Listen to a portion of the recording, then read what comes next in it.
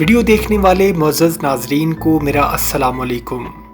ناظرین محترم، مریم نواز جو ہر وقت عمران خان گھڑی چور کی رٹ لگا کر سیاست کر رہی ہیں، ان کی بھی توشہ خانہ سے لی گئی گھڑیاں سامنے آ گئی ہیں، اور وہ کہتے ہیں نا کہ بے شک اللہ کی لاٹھی بے آواز ہے، اور بے آواز ایسی ہے کہ پتہ ہی نہیں لگنے دیتی کہ کہاں سے پڑی ہے۔ تو کچھ اب ایسی ہی صورتحال ہو گئی ہے مسلم لیگ نون کی مریم نواز اور دیگر لیڈران کے ساتھ کہ ان کی اپنی توشہ خانہ سے لی گئی چیزوں کی تفصیلات سامنے آ گئی ہیں۔ یہ ساری تفصیل آپ سے شیئر کریں گے اور یہ بھی بتائیں گے کہ مریم نواز کی جو آڈیو لیک ہوئی ہے اس نے کھلبلی مچا کر رکھی ہوئی ہے، اور مریم نواز نے کس بہت بڑی شخصیت سے اس کی شکایت کی ہے کہ یہ آڈیو لیک کیسے ہوئی، اور ساتھ ہی ساتھ یہ بھی بتائیں گے کہ عمران خان کو گرفتار کرنے کا گھناؤنا منصوبہ آخر ہے کیا۔ اس کا بھی پوسٹ مارٹم آج کی ویڈیو میں کریں گے، لیکن اس سے پہلے اگر آپ نے ہمارے چینل ریالٹی ورلڈ کو سبسکرائب نہیں کیا تو براہ کرم سبسکرائب ضرور کر لیجئے گا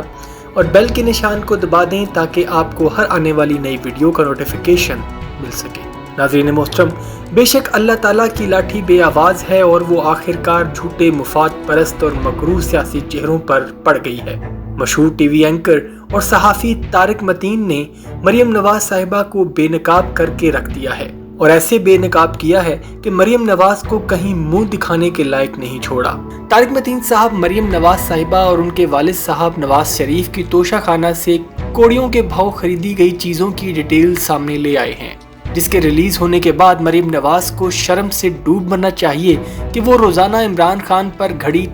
چور کا نعرہ لگا کر سیاست کرتی ہیں۔ ان کی اپنی گھڑی بھی توشہ خانہ سے نکل آئی ہے، اور انہوں نے بھرپور کوشش کی کہ ان کی ڈیٹیلز باہر نہ نکلیں، لیکن اللہ کے کاموں میں کون ہاتھ ڈال سکتا ہے؟ اللہ کے آگے دیر ہے لیکن اندھیر نہیں۔ تو جناب طارق متین صاحب نے جو تفصیلات دی ہیں اس کے مطابق نواز شریف نے اپنے تینوں اقتداروں میں 75 تحائف توشہ خانہ سے 14 لاکھ روپے میں خریدے، جس میں ایک مرسڈیز کار بھی شامل ہے جو صرف انہوں نے 6 لاکھ روپے میں خریدی۔ اور ناظرین، آج کل کے دور میں پاکستان کے اندر ایک عام پاکستانی 6 لاکھ روپے میں مہران گاڑی بھی نہیں خرید سکتا، اور ہنسی آتی ہے ناظرین کہ انہوں نے توشہ خانہ میں آئے قالین تک کو نہیں چھوڑا، اور وہ قالین حیران کن طور پر انہوں نے صرف 50 روپے میں خریدا ہے۔ اور اب آتے ہیں میاں صاحب کی لاڈلی بیٹی مریم نواز کی طرف، جنہوں نے 10 لاکھ روپے کی گھڑی کو صرف 45,000 روپے میں خریدا اور اپنی ملکیت بنایا۔ تو منافق ہونے کے اوج کمال پر یہ جو لوگ موجود ہیں، تو یہ کس منہ سے عمران خان پر توشہ خانہ کیس کی باتیں کر سکتے ہیں؟ ان سے زیادہ منافق کوئی شخص نہیں ہو سکتا، جنہوں نے 80 کی دہائی سے لے کر کوڑیوں کے بھاؤ توشہ خانہ سے تحائف کا مزہ لوٹا ہے اور ابھی تک لوٹ رہے ہیں۔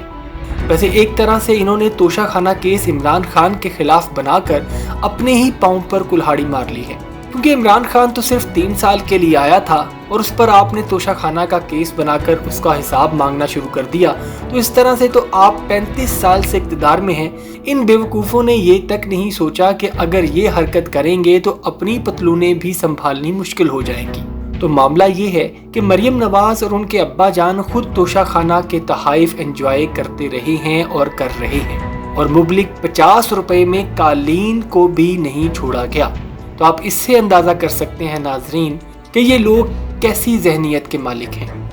دوسری طرف مریم نواز کی ذل شاہ کے حوالے سے جو آڈیو لیک سامنے آئی ہے، تو اس کو لے کر مسلم لیگ نون کے اندر بڑی گرما گرمی چل رہی ہے، اور ذرائع کے مطابق مریم نواز نے اسٹیبلشمنٹ کی بہت سینئر ترین قیادت سے رابطہ کر کے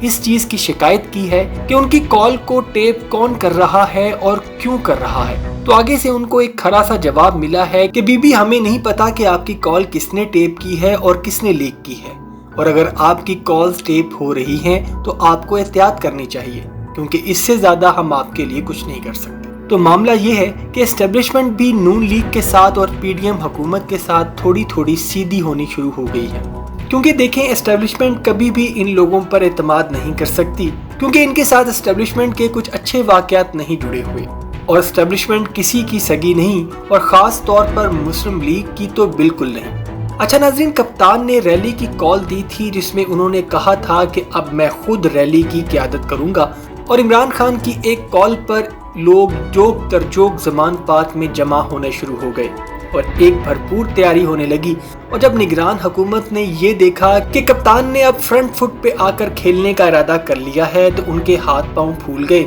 और उन्होंने सबसे पहला काम ये किया कि लाहौर में फिर से आमिर मीर को बिठाकर एक प्रेस कॉन्फ्रेंस की,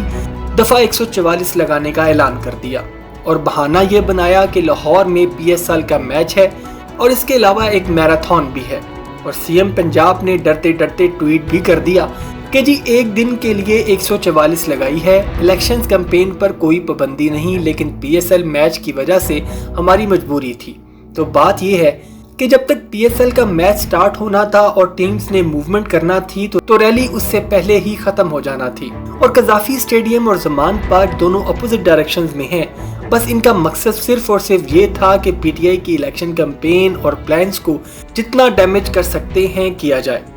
ताकि PTI की एक ऑफेंसिव पॉलिटिकल मूवमेंट डेवलप ना हो सके।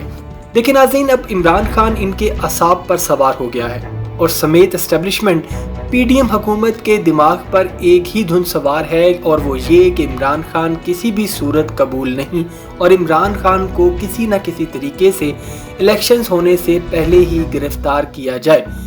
या फिर किसी न किसी तरीके से किसी केस में उसको नाअहल करवाया जाए। लेकिन ये जो मर्जी कर लें, अगर ये इमरान खान को गिरफ्तार या नाअहल करके इस इलेक्शन का हिस्सा नहीं भी रहने देंगे तब भी इमरान खान जीतेगा और हो सकता है फिर ज्यादा जोरों शोर से जीते और वो फिर जेल में रहते हुए भी मुल्क को चलाएगा, क्योंकि अवाम ने अब इस PDM करप्ट हुकूमत को 3 तलाकें दे रखी हैं और इनको भी ये बहुत अच्छे से पता है कि इनकी अवाम में कम से कम इस इलेक्शन सेशन में दाल नहीं गलने वाली।